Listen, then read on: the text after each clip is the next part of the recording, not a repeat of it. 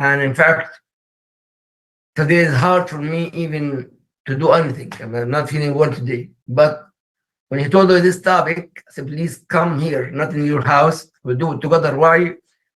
Because we spoke about Surah Al-Hujurat and how and everything gonna speak today most likely in Surah Al-Hujurat and some ahadith, inshallah. But please, brother and sister, this topic today is applying. Yes, we also know the kids. May Allah guide our kids, Ya Rabbi Ameen, and also us in the same thing. I know he's dealing with the schools, Islamic schools, Christian schools, Jewish schools, and many schools in South Florida here, alhamdulillah. But at the same time, the key is us, our kids, and the parents, the community. Why? Because if we are together, if together one hand, no one say anything about us. May Allah guide all of us to the right path. Brother Muhammad, today when you told me about the topic, Assalamu alaikum. Sorry. Told you in the school, Islamic school, of course, and non-Muslim. But let's speak about the Islamic school first. And what is it? Especially, we just speak about it in the beginning, what we just discussed about. Yeah. So one of the things that I take pride in my line of work is I talk a lot about bullying. Bullying. A lot about bullying, a lot of cyberbullying, a lot of face-to-face bullying. And what ends up happening is it happens in Islamic schools more often than we think. In the Islamic schools. Okay. Because I do go to Islamic schools, I do talk to the kids, even outside Islamic schools. They see me at the masjid, they see me at different events, they see me here and there. And they'll pull me to the side and they'll say, hey, Brother Muhammad, I have a question for you. Or Brother Muhammad, I have a problem. And they'll come and talk to me about, whatever is going on in their family, going on in the schools. And one of the biggest things that I've been hearing a lot of recently, actually, this is kind of what popped in my head and why I wanted to bring this topic up, was that these kids are bullying each other and they're making fun of each other and they're talking about each other behind each other's backs. Okay, and so that's one of the things that I they'll call a kid fat or they'll call a kid stupid. Saying it face to face is one thing. Hey, you're looking fat today. Oh, you're so stupid. You're saying that to somebody. It's your face to face. It's bullying. It's fine. I get it. It's not fine, but at least you're saying it to somebody's face. But the problem that we were having is these kids are coming and they're saying, Brother Muhammad, such and such told such and such that he thinks I'm fat. Or he told her that I'm ugly or that I'm stupid. And it goes behind each other's backs. They start talking. And so when you grab these kids that are bullying or they're saying these things, you sit there and you ask these questions. My questions. I'm very direct. When I come to people's houses, when I come to talk to the kids, I'm very direct. I don't like to beat around the bush. And I ask the question, what makes you think that it's okay for you to do this, one of the biggest sins, which is backbiting? Yeah, aggressive, yeah. That's the one question I ask. What makes you believe that it's okay for you to talk about somebody behind somebody's back? What makes it okay? And, oh, well, Brother Muhammad, you don't understand. I hear my mom and dad do it all the time. What? And parents? Yeah. His parents, the bullier. And so I said, brother, let me just kind of remind you that just because your mom and dad do it doesn't mean it's okay. And that's what gets me. Because when you're talking about a Muslim household in a Muslim household, that dynamic right there is where you are in charge of what your kids are seeing and what your kids are hearing. So these kids are coming to me and telling me, well, if my mom and dad do it, it's okay.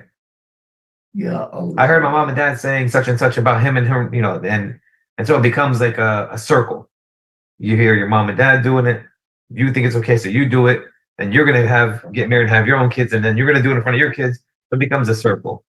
So one of the things I kind of try to explain to the kids is, I want you, and I tell them straight, I tell them directly, tell your parents that Brother Muhammad said that this is haram, and that if they have a problem, they can come talk to me. Because I will be very direct with those parents and tell them. And I've done this before where I've gone to a house and sat down and just listened. Because that's what I do for the first 30 minutes when I'm inside the house, after the greetings and after the Assalamu alaikums and after all that stuff. I just listen to how they're interacting and observe. And in my head, I'm analyzing what's going on. And I'll tell the parents, especially the father, I say, hey, man, You know, you just talked about five different other parents' kids in front of your kids, in front of your own children. Yeah. And it's not just being bad. It's not saying bad things. Also, it's saying things like, you know, your cousin Muhammad is a doctor. Why can't you be a doctor?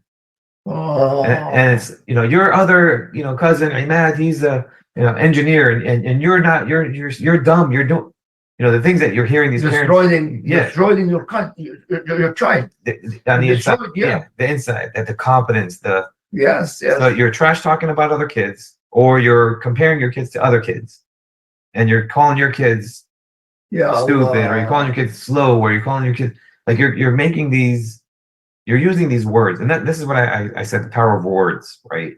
Words have meanings. Indeed. You have to be very careful with how you say certain things.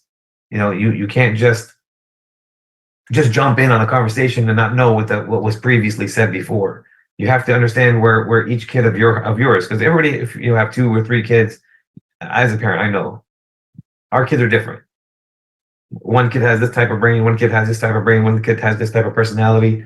We all know that stuff. But at the end of the day, Islam kind of encompasses all of that. Islam just says, hey, it's better if you don't compare. It's better for not talking trash about somebody behind their back.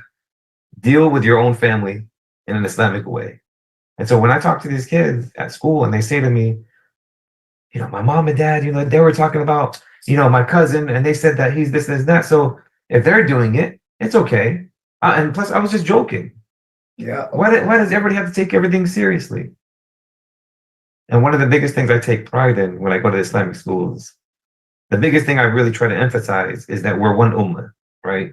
Yes, We're supposed to be one ummah. yeah, yeah. And I kind of, I don't like to say this, but I kind of gave up on the adults.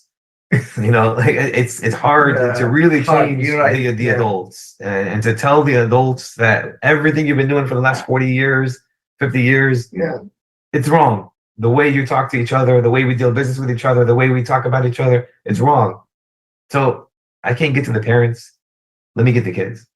Let me start them Maybe, young. yeah, change the mentality, maybe change the parents. Maybe, yes. Yes. Yes. Maybe Yeah. the kids will change the parents. It's happened actually. I had some kids change the parents, especially with Salah. And I've seen that before. Sister Leila are there. Sister Leila or not? She went to Starbucks. Anybody, anybody prepare Surah Al-Hujarat, ayah number 11 and 12. Please, Surah Al-Hujarat, in English, inshallah, or in Arabic. Surah Al-Hujarat, ayah number 11 and 12. Inshallah. Mashallah, your memory is I'm trying. alhamdulillah, mashallah. Yeah, I'm trying. But you said it right. I've seen that before where, because I've been doing this for years at Islamic schools, where parents will come to me and say, you know, you told my son to tell me, you know, you told my daughter that I need to do this, and you told my son that yes, are you? Well, yeah. How did that happen? How was it? After you changed what you've done and you changed your way of dealing with the kid, or your the way you talk in the house, how did that feel in the house? Yes, Ya Allah. Oh, well, yeah, you know, we don't fight anymore. Okay, so why are you yelling at me? Why are you mad that I told your kid to tell you to do something good? Yes. Yes. And so it takes, sometimes what it takes is a parent to say things out loud, to hear what they're saying and say, oh my God, that sounds so stupid. I can't believe I'm complaining. And they have to hear them. They're thinking. So when they see it, when they say it out loud, well, yeah, it does make sense. You're right, brother. Okay, alhamdulillah. Any statement from your mouth, الكلمة التي تخرج will never go back. Never go back. That you say the statement, you don't go back. آية سورة 11 سورة الحجرات سورة ليلى. Bismillah ar-Rahman ar-Rahim. It says, "O you who believe, do not let." You got number 11? Yes, sir. Yeah, read, please. Number 11, yes. Yeah, go ahead. O you who believe, do not let some men ridicule others. They may be better than them, nor let some women ridicule other women. They may be better than them. Do not defame one another, nor call each other by offensive nicknames. How evil it is to act rebellious after having faith. And and whoever does not repent, it is they who are the true wrongdoers. Who said that? Uh, that Allah. was Allah. Allah said that. Allah said, Ya ayyuhalladhina amanu. Amanu, that means for the believer. Different between Muslim and mu'min. But I want to be mu'min. Yeah. Well, we're all supposed to. يا أيها الذين آمنوا لا يسخر قوم من قوم عسى أن يكونوا خيرا منهم. You're not mocking people and mocking people. Maybe those people better than me. Yeah. ولا نساء. And imagine, for all everybody مؤمنين, but here ولا نساء, women here. I mean mostly women doing more than ولا نساء. ولا نساء عسى أن يكون even نساء mocking the other woman. She's short, she's ugly, she's in the makeup is not good one. Maybe that woman better than you. But I just they're not mocking you. Yeah. And that's great sin. And sometimes kufr. Yeah. Sometimes kufr. That's scary part. Scary. It's a very scary part. Yes. That's the surah, the ayah after will continue, inshallah. Prepare 12 after that. Go ahead. But you know, we always say women, and I always hear that even in the lectures. The imams are saying women. The men do it. Absolutely. The men are sometimes worse. Yeah, but Allah mentioned in the woman here, yeah, because they say, Allah knows this. Allah said that in the Surah Al-Hujurat. ولا نسأل يا أيها الذين آمنوا لا يسخر قوم من قوم عسى يكونوا خيرا منهم ولا نساء من نساء عسى يكون خيرا منهن. See, maybe a woman here in ayah here. No, why woman? But our Quran is so beautiful, man. Why? Because women normally have a nation. 4 imams we have. We have Malik, Abu Hanifa, Shafi'i, and Ahmad. How this imam who support the kids? The moms. The moms. Yeah. And Ahmad Shawqi was the poet. I said, Al-Umm Madrasah. The mom is at school. Yeah. إذا أعددتها إذا perfect children أعدت قوما. You have a nation, a great nation. Yeah. For the woman. Yeah. That's why if the sister or the mom telling the kids, especially fighting with her husband, yeah. and the kids absorb this. Everything. They you learn. destroy your house step by default. May Allah rebuild our houses. I mean, yeah. And what, that's you're right, because one of the things I always tell the kids is, you know, we have to feel for each other, right? And if we don't feel for each other, because one of the kids asked one of the days, he said to me, you know, why do you do this stuff? Why do you go to people's houses? Why do you care so much? Why do you try to fix everything? I said, first of all, I'm a man. You know, men, we like to fix everything. You know, if we could fix a wall, we would have fixed it. We want to fix a car. We want to fix stuff. I said, but at the end of the day, I feel for my brothers and my sisters. Like I really want, and that's what I tell the kids. I really need for us as an ummah to be successful. We have to be, because we're lacking in a lot of stuff. We as an ummah, we lack a lot. You know, we make fun of each other. We talk trash about each other. Yeah, we try to avoid each other. You know, and it's not because of, you know, what we've experienced with people, but it's what we grew up with, right? You grow up hearing these things. Oh, stay away from, you know, Sheikh Ibrahim. He talks about this kind of stuff. He's not a good guy. Stay away from him. Go to the other masjid over there. Instead, that masjid is better than it. Go to this masjid right here. Go to that masjid over. That's the Pakistani masjid. That's the Bangladeshi masjid. That's the Guyanese masjid. What? Wait a second. Yes. Why are you starting that separation, that division within our own ummah? That's the black people masjid. That's the white people. What? We're Muslims. The masjid's a masjid. That's what I think. Yeah, I agree. I mean, that's my idea. I agree 100%. That's what I understand is a masjid is a masjid. It's a house of Allah. Not a Pakistani or Bangladeshi or Palestinian that's not what it's supposed to be like. And so when you see the elders doing that, the elders separating us, and then the parents separating us, how am I supposed to fix that when I can't? So let me fix the kids. Let me get with the kids. let me tell these kids what your parents are doing is wrong. And I want you to go to your parents and tell them that I said it's wrong. Because I would like to have an individual conversation with each one of your parents and tell them what you're doing wrong. I'm not a perfect Muslim. I always say that from the beginning. Remember, I'm not a sheikh, I'm not an imam, I'm not a scholar, I'm not a perfect guy. I'm just a guy who really wants our ummah to be successful. I agree. And we're bashing ourselves. We're hitting ourselves. We're committing the biggest sins without even knowing about it. And when I try to tell these kids, okay, you just called this kid fat. What did you get out of that? What made you, what did you feel? What did you feel better after you called him fat? Did you feel better after you called him stupid? Well, no, but it was funny. So you laughed. But brother, one of the psychiatrists, my friend, said that that person has a sickness. It's mental sickness. It's that person, the bully. To me, when dealing with bullies for such a long time, self-esteem. Yeah, it's no self-esteem. It's lack of self-esteem, self-control, and lack of parenting. Okay, and so the majority of the time, if you look at the jails, if you look at the detention centers, the majority of the time it's either single-family homes or no parents. The kids, the adults that are in there, you start to see a pattern, right? I don't have to look at the statistics. I don't have to look at the books. I've been in there. I've worked in them. I've seen them.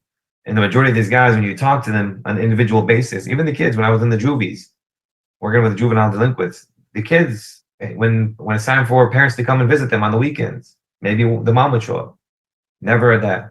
Or maybe a dad would show up and never a mom. Or sometimes nobody shows up to go visit their kids. So, and then you start asking the questions, because that's me. I'm always asking questions. Ever since I was young, I was always, curious on why do people do what they do?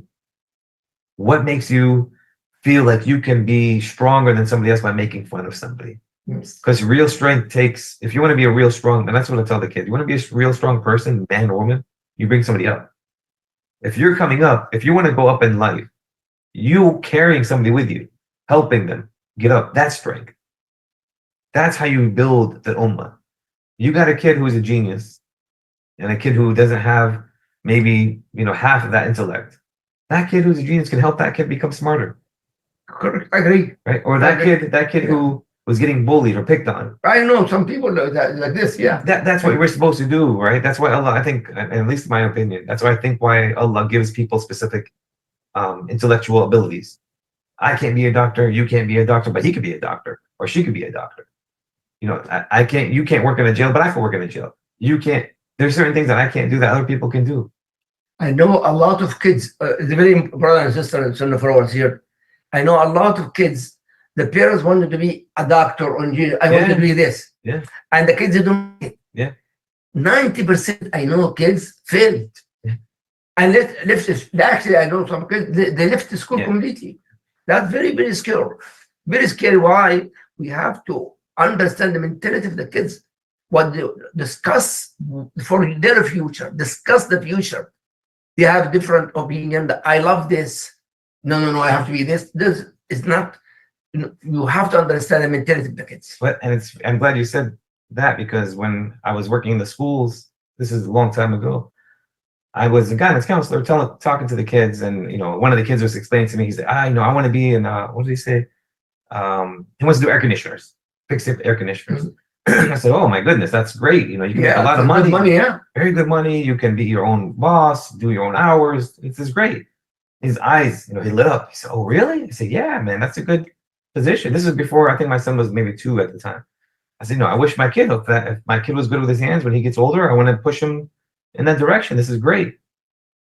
His parents came to the school to yell at me.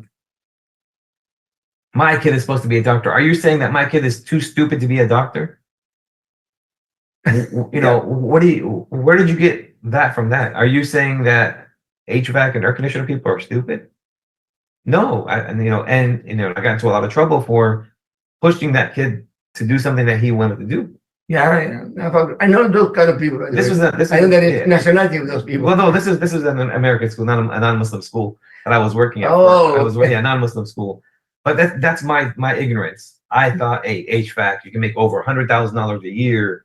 You could do your own hour. That's my ignorance. That was a good. Kids like it. The kid liked it. Yeah. Let me push the kid to something he likes. The parents come in and they say, no, my kid is going to be a doctor. Well, did you talk to your kid about that? Because he came and told me he wanted to do this. Well, no, I need you to push him towards this. Hey, I can't push the kid on anything. I'm just here to help guide wherever the kids want to go. Our example right here, American Bill Gates. How we can get it? And I use those examples. The people who are millionaires and billionaires, they never had an education, a college education. Yeah, you're right with that. So yeah. we push these kids towards that area, and I get it. Again, our parents' generation, they fell for that American dream, that whole westernized dream of owning a house, Yeah. 2 cars, all that stuff, payments. I get all that, and that's what we were sold when we came to this country, right? We were sold this idealistic, mindset, and then what came with that is materialistic. Right? Yes. We became real, and so another thing about what you see in the schools is these kids will talk about their clothes. Oh, look at that! Those shoes that the kid's wearing. They'll make fun of the shoes. They'll make well, because maybe your dad has good money and his kid doesn't. Yes, as in our school here. Yeah. And I even say to myself, like, I don't buy my kids expensive stuff because they grow up every 2 seconds. They're growing taller, bigger. Why would I want to spend $300 on a pair of shoes he's going to wear for a week? Yeah. Think about it. Common sense. Let me buy some $30 pairs of shoes. He's going to break them in a week anyway, and he's going to get taller. He's going to get bigger. He's going to grow. Exactly. Yeah. So, to me, that's common sense. But then you see the kids at the schools, not just the Islamic schools. Now I'm talking private schools. I'm talking about public schools. I'm talking about the other schools, other religious schools. They have the same problems where these kids are just mocking each other left and right, making fun of each other, making fun of their clothes, making fun of their shoes, making fun of their hairstyles. Yeah. Right? Yeah. And so, you look at it like, oh, you haven't gotten a haircut in 3 weeks. You can't afford a haircut every 2 weeks like I do. But the kids like this, can we fix the mentality of those cultures? So here's how you fix that, because there's a way to fix this. And this is something that, I think really takes a special person that really cares enough to take the time. Right. The time. Yeah. And that's a thing, right? Yeah. The time, the key. Yeah. That really take the time to really explain. Let's talk about just the Muslims. Really take the time to explain to the kids on their level, of course, that what you're doing is haram. We don't backbite. We don't talk trash about each other. We don't break each other down. We're supposed to build each other up. Yeah, agree. Right. Yes. And so when you see and I tell the bigger kids, the 6th, 7th, and 8th graders, there's big kids that are bigger than me, and especially in 8th grade, these kids are huge. I tell these kids, listen, you're a big guy. You're going to get bigger. You're only in 8th grade and you're already, almost 6 feet tall.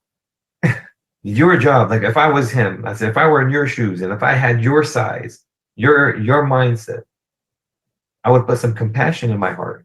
If I see a kid getting picked on, or a kid, or somebody's talking trash about another kid in front of you, you should be the kid that says, hey, don't talk about him like that. Especially don't talk about him behind his back. That's haram. You as a bigger kid, yes, you have that intimidation and compassion at the same time. You're bigger, so people are like, oh my goodness, and you have a good heart, right? You ever hear the saying that kid's just a big teddy bear, right? They say that about big kids. Oh, he's just a big teddy bear. He's just a big, softie. I tell the kids, yeah, you're big. So use your height, your strength, your size for good. Yeah. Teach the other kids around you. Because I do this one-on-one with the kids individually, because you don't do that as a big group.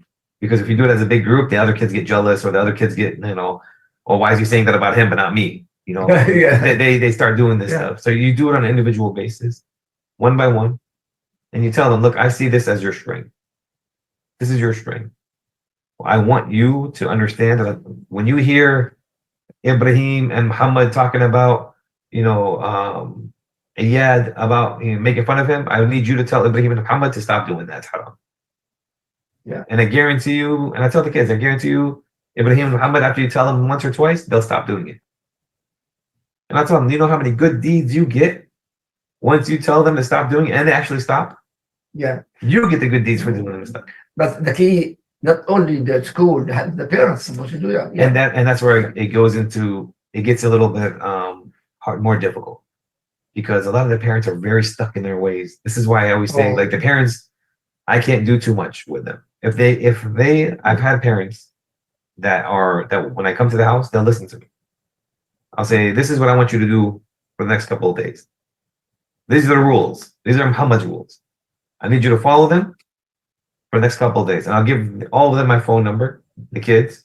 Call me if your mom is not following the rules. Call me if your dad's not following the rules. And they'll call. Hey, brother, he's not, when I set these rules up, if you follow them for a week, I want to see what happens after. Yeah, I agree with you. Yeah. And subhanAllah, and, you see the difference in 1 week. Absolutely. In 1 week. Yeah, I agree. Not just with the kids, but with the parents. Yeah. But also time we spoke together in the phone. A lot of kids actually spying from against other, and not only they go online with the boss or something that is belong to him and spying, and not spying, and also doubt. So and so and so and so he did this and he did, and imagine sometimes the imagination becomes true. Yeah, it becomes reality. The lies sometimes become true. Reality, yeah. Well, if you say enough times to a kid, you're fat, you're fat, you're fat, you're fat, or you're ugly, or you're never gonna do anything, or you're stupid, you're stupid. That's it. In that kid's head, he's fat, he's ugly, stupid. But this actually the question here, brother. Male and female, kids and adults. Like thinking, I'm thinking about this and this and this, and also spying and spying and spying and spying. Allah mentioned that in the Quran, actually. Spying. But yeah, you see that in school, in the community. Speak about it first, but how to fix it. But in the social media now, it's a lot.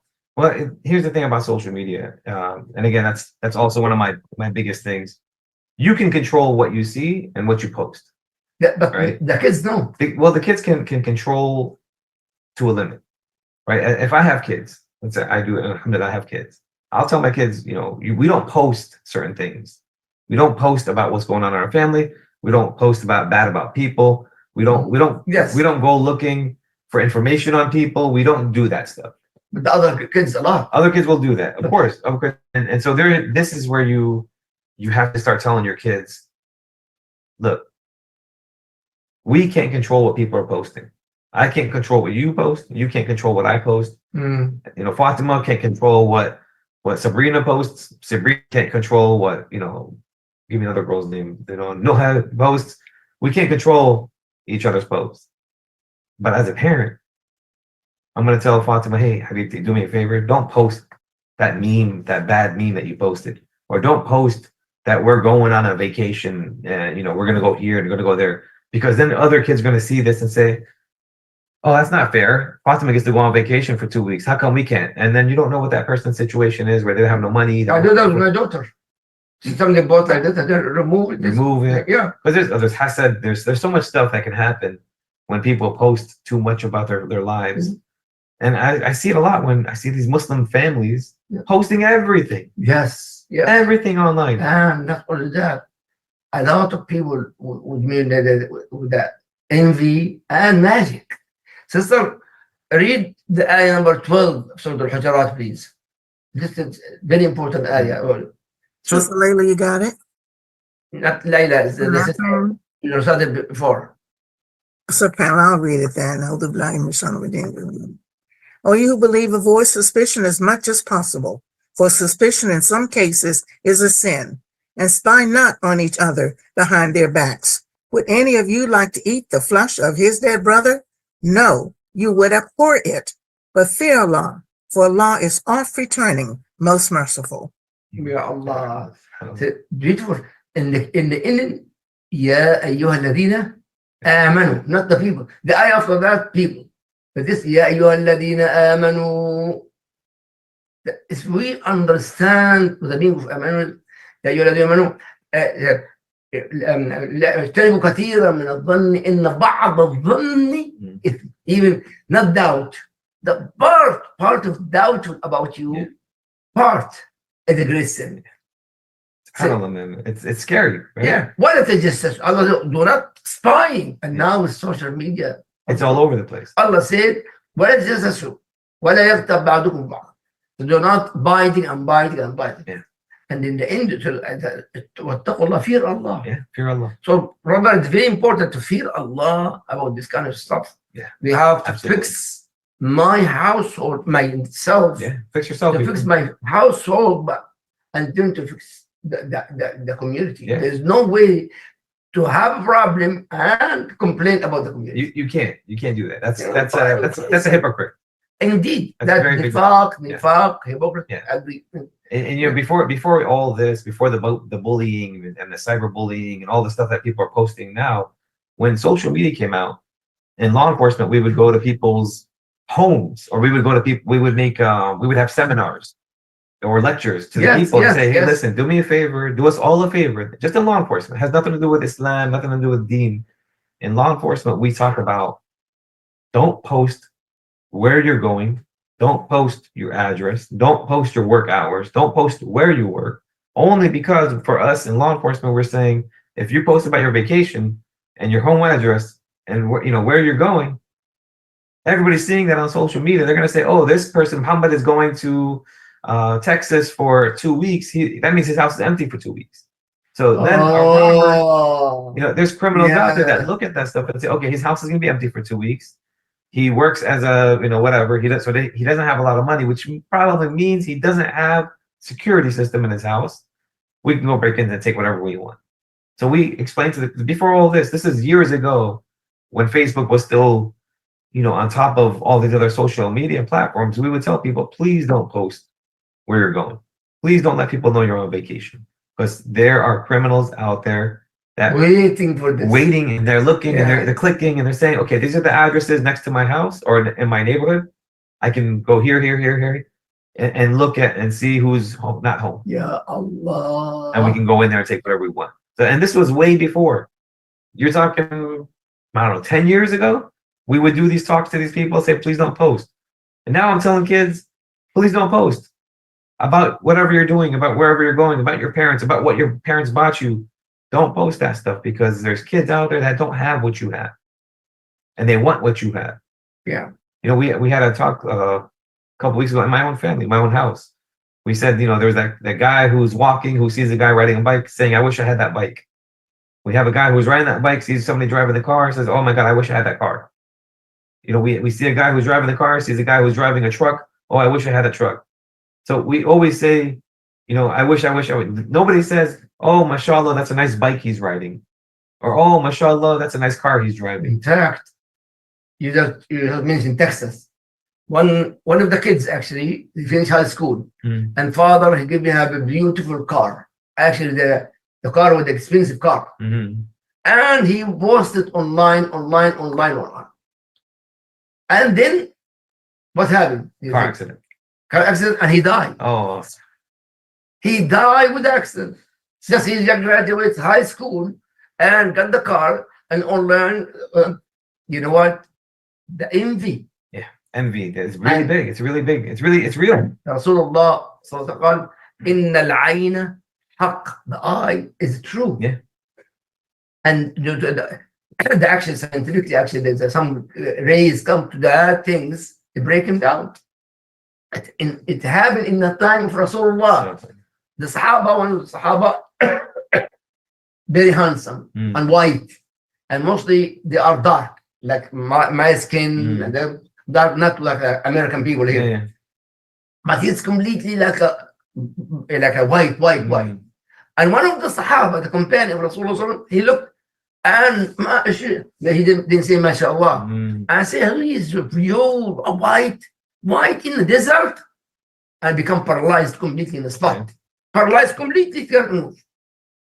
And he went to Rasulullah. Say, Rasulullah, he came so and so and so. I said, what happened? Somebody envy him. And he said, and yes, we find that person. And he brought this to just Rasulullah, but I didn't mean that. He said, I didn't mean that. Yeah. But there's envy. Yeah. And then what happened? He make wudu. And from the wudu, he wash that person. And he become up. That's why. And he says, "Inna al-ayn haqq." Yeah. That is the eye. Look, that's truth. We have to be careful, especially with Brother Muhammad said, boasting. You envy yourself, and believe it or not, you're gonna lose a lot of things after that. Yeah. Yeah. And and I don't think people especially family members. It happens within the family members, right? Brothers and sisters, cousins, close relatives. And I don't think they're doing it on purpose. I don't think they're trying to envy you, or they're trying to. But I always tell, whenever somebody says, "Oh, you have when you have a baby," and everybody says, "Oh my God, your baby's so cute," say "Mashallah." Say "Mashallah." Like, you have to remind people, say "Mashallah." Yeah. Because at the end of the day, you're saying this. They're looking, and they're causing without knowing. Maybe they don't have the intentions. Good. A lot of kids born babies, and sometimes in hospital, they make video in the hospital, and the baby born. Oh, picture. You get envy for your child. That envy for your child. Be careful. You're gonna keep your son, your daughter, your babies. May Allah bless them. Save. Do not do that. I try to explain to people. There's people. I know there's a lot of the kids. They come in and complain to me about, we can't do this, and my parents don't have enough money for that. They see their friends doing stuff, and they get jealous. Why does my friend get to have a pool in their backyard, and I don't even have a backyard? And they complain about a lot of different things. And again, it goes back to me explaining to the kids, you have to learn how to say alhamdulillah for what you do have. And that's not, why am I teaching you this? Your parents should be the ones that says to you, hey, I know we don't have a backyard, but we have a house. So say alhamdulillah. Say alhamdulillah, we have a roof over our head. Wow, I love this. Right. And so when their kids are listening to what the parents are talking about at home, because a lot of times you'll hear the arguments, and this is one of the things that happened a couple of weeks ago in one of the families I was working with, is the mom and dad are, I need a bigger house. We need this. They're going, but they're talking about this stuff in front of their kids. And so when their kids hear this stuff and they go to school, and then they're saying, oh, we're going to buy the bigger house. We're going to get, this, and so I have to tell the kids, hey, listen, I know the rule in my house, whatever happens in this house stays in the house. Yes. Supposed to. Right. So I tell the kids that, hey, when you go back home, you tell your parents that Brother Muhammad told you to tell them, stop talking about whatever is happening in the house in front of you guys. Yes. Agree. There's a certain age, I believe, at least for me, again, it's all about experience, right? And your kids best. There's a certain age where you're able to talk to your kids about certain things, right? Mature. More mature. Yeah, 18. Maturity. No. You have to maturity when you feel you want to get married. You feel you have a sex. No, that's the thing. And puberty. Yeah, way after that. Like in America, something, and Islamically, by the way, when a child have a puberty, you have to speak with him blind. Open your heart, especially sex and this and that. No problem to speak to a child. When I was a child in Gaza, it's like this. Yeah. And who taught me what's going on when I become mature? My stepmom. My stepmom, Ibrahim, she's blind. I memorized the Quran because of her. Inshallah. She said, Ibrahim, come. And she told me in detail. I was shocked. Not my mom. No, my mom, but your stepmom. But the key. Yeah. My mom taught her. But you have to remember too that the kids in Gaza, the kids in Palestine, the kids in different countries, their maturity level is different than the kids down here. But now, the cell phone. The cell phone, now you can learn everything. You can learn everything. And that's why I tell the parents, if you're not going to talk to your kids, somebody else is going to talk to them. Absolutely. And who do you want to talk to your kids about these subjects? Brother, tell everybody about this. And I'm not saying it one more time for you guys to really grasp what I'm trying to say. If you guys are not talking to your kids, somebody else is going to talk to them. Okay, this is very, very important. You have to speak before somebody else. Watch the brain completely different you're thinking.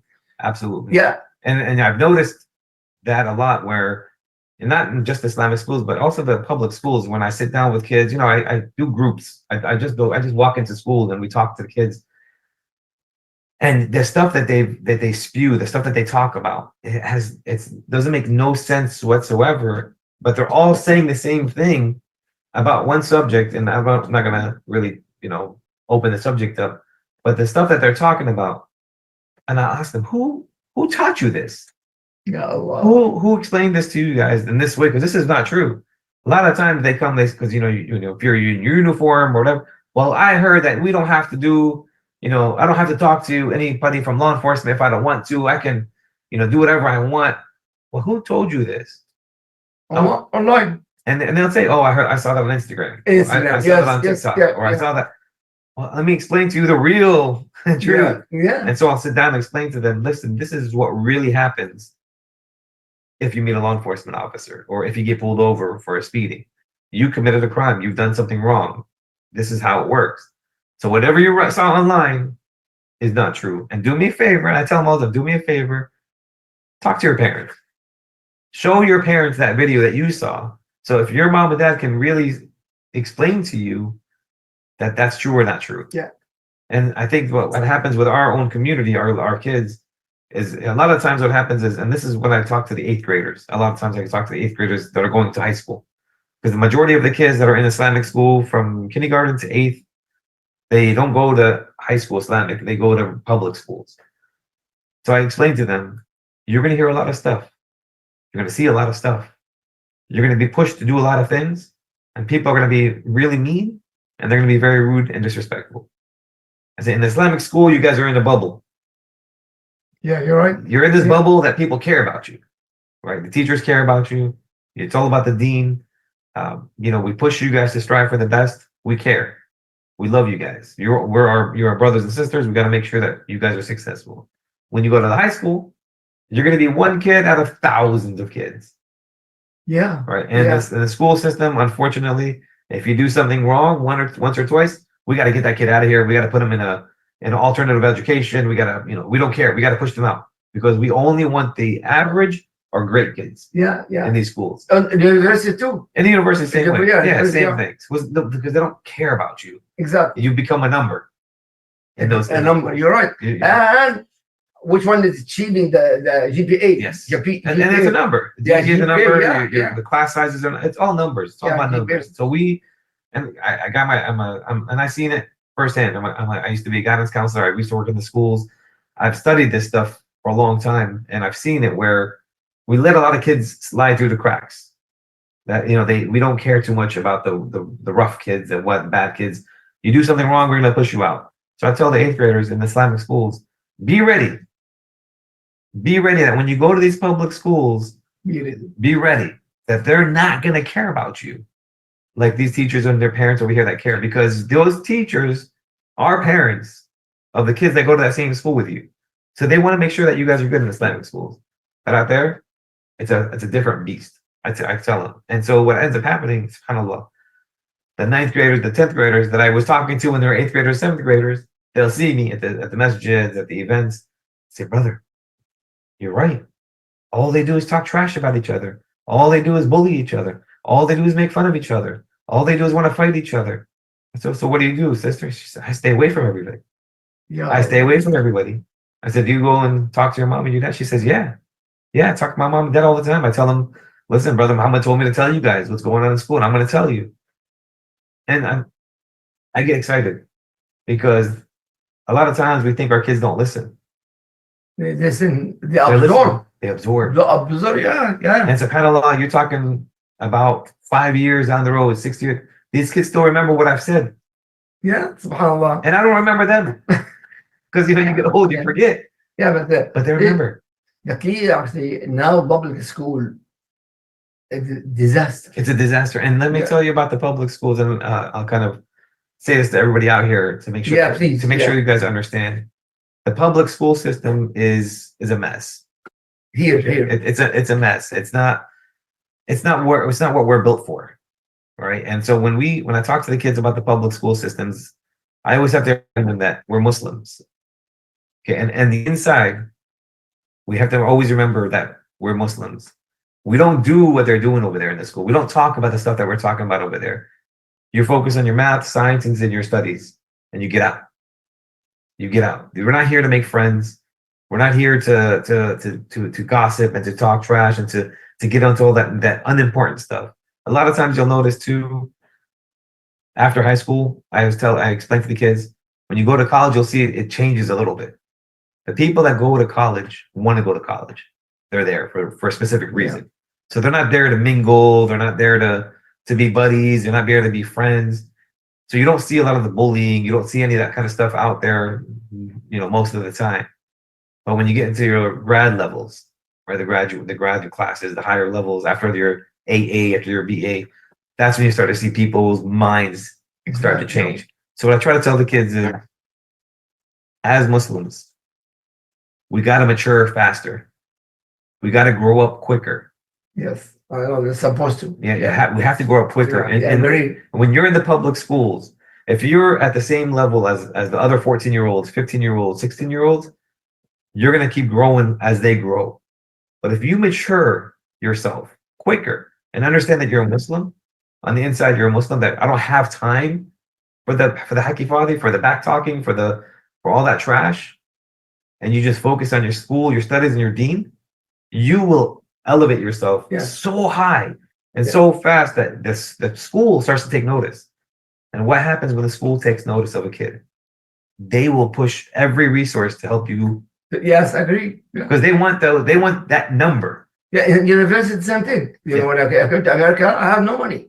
They support my research, support me and take master degree and PhD. I never pay one single penny for the government for master degree. Kind of one. So also, please give my attention to Islamic school. Islamic school, by the way, they suffer a lot for the kids. Number one, the principal salary compared to principal public school, maybe 10%, 25% the salary of the Muslim school. The teacher is maximum 30% of the salary the school, and some people maybe 1%, 10%. Absolutely. I mean, why? Because the public school, the government supporting of course. the school. Of course. Except Muslim school, the community. The community. But to support the Islamic school doesn't matter what. Yeah. And believe it or not, with $1 for public school, for Islamic school, $1 for Islamic school, regarding your son or your daughter, adult, that dollar, Allah multiply it more and more and more. Sure. Believe me. I support all the Islamic school. No question.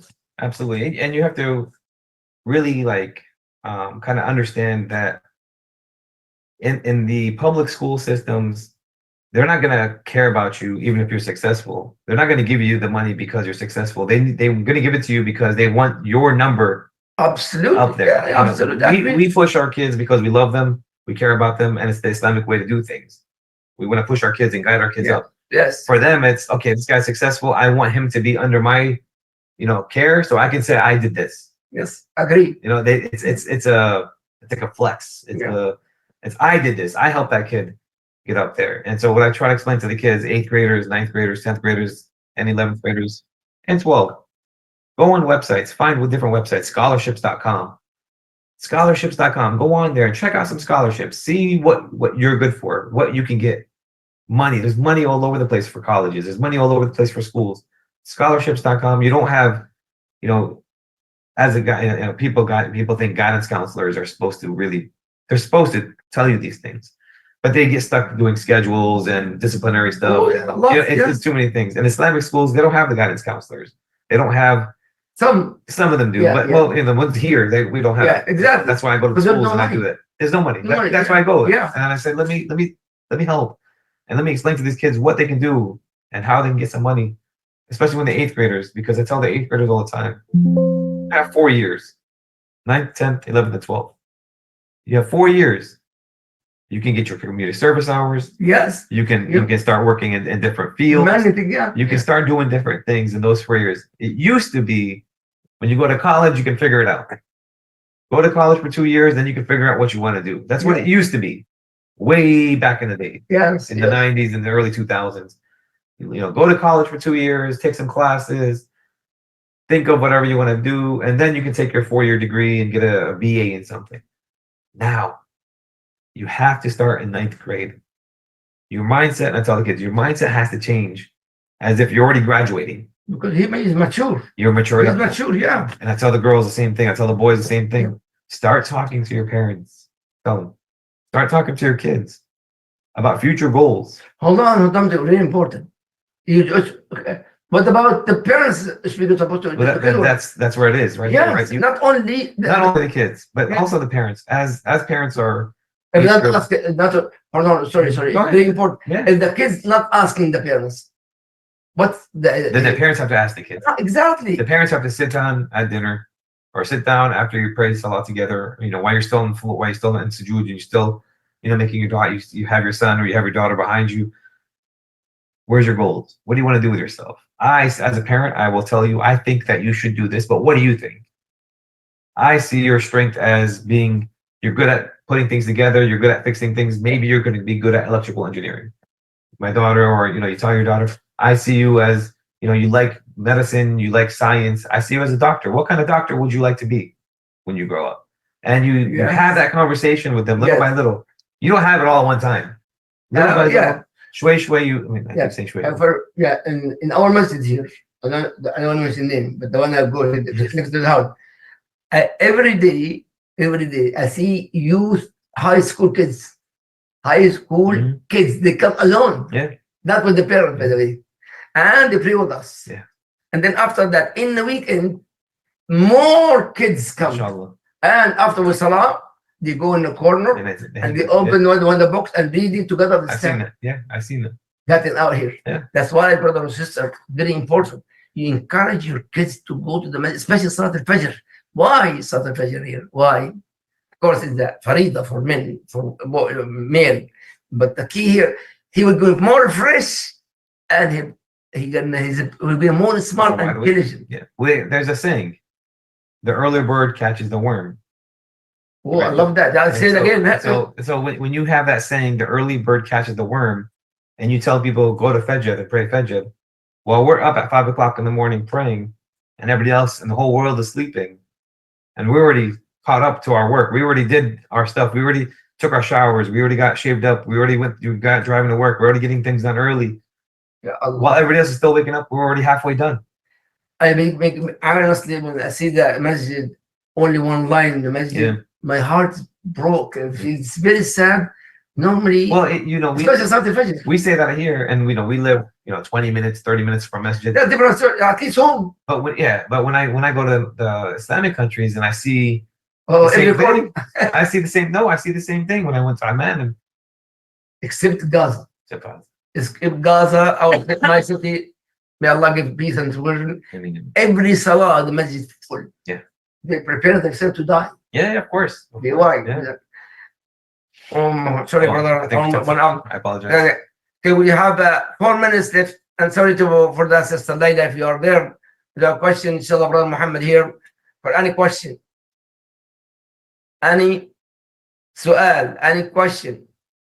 And so the followers and Twitter and Instagram and YouTube Rumble, and Rumble. Rumble, all the. Really? Yeah, that's what she said. She said. Yeah. Oh, that's Laila. Yeah.